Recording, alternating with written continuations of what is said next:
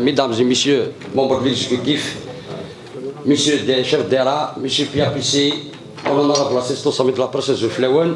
Donc, nous évoquons aujourd'hui à la session de l'appui le bilan du Wali et son exécutif. Il y a la zone Soama, l'état d'avancement par rapport aux contraintes. Il y a aussi un point de situation sur le projet structure. Je tiens d'abord à remercier tous les élus APE qui ont contribué de manière efficace à la levée des contraintes que connaît pas mal de projets à Tizi Ouzou. L'APE s'est donné à fond pour la reprise des projets déjà inscrits et qui sont bloqués depuis des années, qui ne sont pas des Disney. À l'exemple de poste source de Soama, il y a aussi les tarots de pillage, nous avons la pénétrante, etc. Donc c'est grâce aussi à la mobilisation, à l'engagement des élus que l'administration a pu quand même se dépasser certaines situations. Et comme nous l'avons signé lors des premières sessions, l'API il est toujours là pour accompagner le développement local de la Ouled de Tizi Ouzou, bien sûr au profit de nos habitants que nous ont élus pour porter haut et fort leur voix de manière sincère et correcte. Il ne faut pas oublier que nous sommes des élus appuyés parce que j'ai entendu parler la session précédente que M. Wali a demandé, c'est extraordinaire, pour expliquer la relation entre l'élu appuyé et l'administration. Parce qu'il y a un retard aussi dans ce domaine. Parfois, on dépasse nos prérogatives et parfois on s'agit même dans des prérogatives des collectivités locales, des APC, ce qui est contraire à l'éthique. C'est en réalité. On y interdit, par éthique, d'évoquer des institutions élues, des institutions souveraines. Ici, dans cet hémicycle, nous-mêmes, nous sommes élus de la population. La PC et API, deux choses différentes. Mais donc, par rapport au taux de consommation de budget annuel 2023, je crois qu'il y a quand même une petite avancée par rapport à l'année 2022. C'est d'un taux de 51%, mais ça reste toujours insuffisant. Il ne faut pas oublier que Tizi Ouzou n'a pas bénéficié cette année d'autres projets structurels. On est là, on gère juste les projets déjà inscrits. Je commence par mon secteur qui est ici. Parce que nous avons tenu une session ordinaire le mois de décembre précédent, nous avons fait des recommandations pour la Poste. Qu'en est-il de l'ouverture de 2 bureaux de poste de Oued-Feli et Pôle d'Excellence? Vous avez promis de les livrer pour fin janvier. Il y a également le manque toujours de personnel constaté dans tous les bureaux de poste de la Ouled de Tizi Ouzou. Qu'en est-il de votre démarche pour avoir d'autres postes budgétaires? Il y a également l'état délabré de pas mal de postes de bureaux de poste à Tizi Ouzou. Est-ce que vous avez demandé une opération spéciale auprès de votre tutelle? Il y a également les 7 postes, bureaux de poste qui demeurent toujours fermés, qui sont une minute. Il y a Bouhaj de Mkira, Tifra, Azib El-Medjen, qui mérite son opération de réhabilitation aussi, il est ouvert. Il y a aussi le bureau de Tawrit Mungilat, Aïn Hamam, Zbouchkara, Sidi Naman, Chouafat Fifi bin Tlatha, Ihda Qiwoun de Wagnoun, Ouzaras Timizar. Qu'en est-il de votre démarche? Est-ce que vous avez fait quelque chose pour booster un peu votre secteur? Il y a aussi le secteur Algérie Télécom. Nous avons recommandé la généralisation le plus vite possible de nouvelles technologies au niveau des zones rurales. Quand est-ce que vous comptez consommer réaliser tout le plan d'action accordé pour 2024. Une question aussi pour toutes les directions de wilaya. Qu'en est-il de l'opération dans la numérisation de vos secteurs respectifs? Nous sommes en 2024, on ne travaille plus avec le papier. Donc la numérisation de vos secteurs, vous devez accélérer les procédures, les démarches dans l'opération inscrite. Maintenant, les secteurs de la santé. Attention de M. lors des sessions précédentes, nous avons interpellé les directeurs conseillers, comme vous prédécesseur M. Selmi, concernant le blocage l'arrêt des travaux de la nouvelle polyclinique de Al-Mizan, un projet qui date depuis 2014. À ce jour, le piétine, je ne sais pas pourquoi.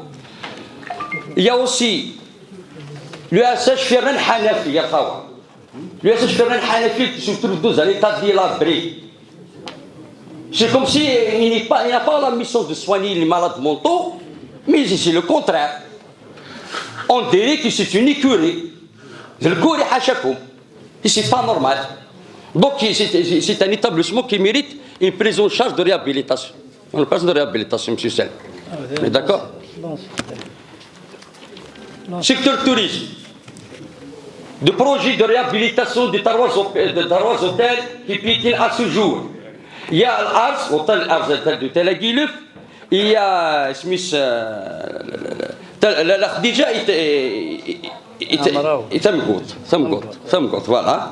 Je ne sais pas pourquoi ce retard, et pourtant c'est un secteur important dans notre wilaya pour encourager aussi le tourisme de montagne, particulièrement au niveau de la station climatique de Tel Aviv, qui n'est jamais couvert de réseau mobile. Un point aussi à soulever pour monsieur le directeur des télécommunications et des postes. Toute la zone n'est pas couverte. Il ne faut pas oublier que nous avons enregistré, que nous avons derrière nous, il y a eu des randonneurs qui sont égarés là-bas. Même de côté de Tijda, on aimerait bien une couverture de trois réseaux mobiles. Mobiles, Djizi, Njma, pour couvrir pas seulement la station, l'hôtel Ars, mais pratiquement toute la zone touristique. Parce qu'il y a beaucoup de touristes qui viennent là-bas, sur toute l'année. Secteur des travaux publics. La majorité des routes, comme nous l'avons évoqué devant le ministre, sont impraticables. Et ceux qui sont déjà réhabilités se trouvent dans des situations dégradées. L'exemple, la route nationale 25, on venait de Bouera vers Dra-Al-Mizel, la section réhabilitée récemment, et elle est déjà dégradée. Où est le rôle de laboratoire des travaux publics? C'est une section à refaire le plus vite possible. Il y a 3 ou 4 mois de ça qu'on a réalisé notre tronçon.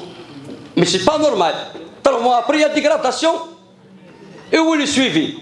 Donc il y a mauvaise qualité de réalisation de certains travaux publics à Tizi Ouzou. Je ne dirais pas toutes, mais la majorité. L'exemple de la route nationale 12, Tadmei, Drab el jusqu'à Tizi Ouzou, à chaque fois qu'il y a la pluie, il y a des flaques d'eau.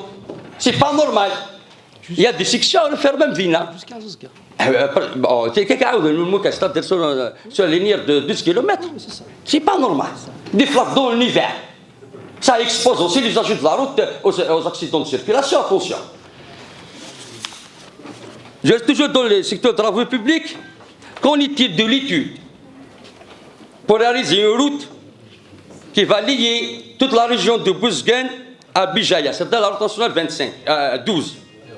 Qu'en est-il des vêtements de Dra-Al-Mizan emportés récemment par les eaux pluviales, par les intempéries?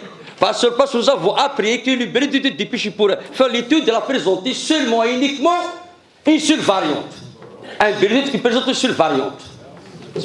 Tout ça, il est à revoir. Parce que c'est un projet aussi important, pas seulement pour la commune de Dra-Al-Mizan, mais pratiquement pas pour Bouera. Parce que les gens qui ne passent pas le qui passent pas Dra-Al-Mizan, ils passent vers Bouera certainement. Hydraulique.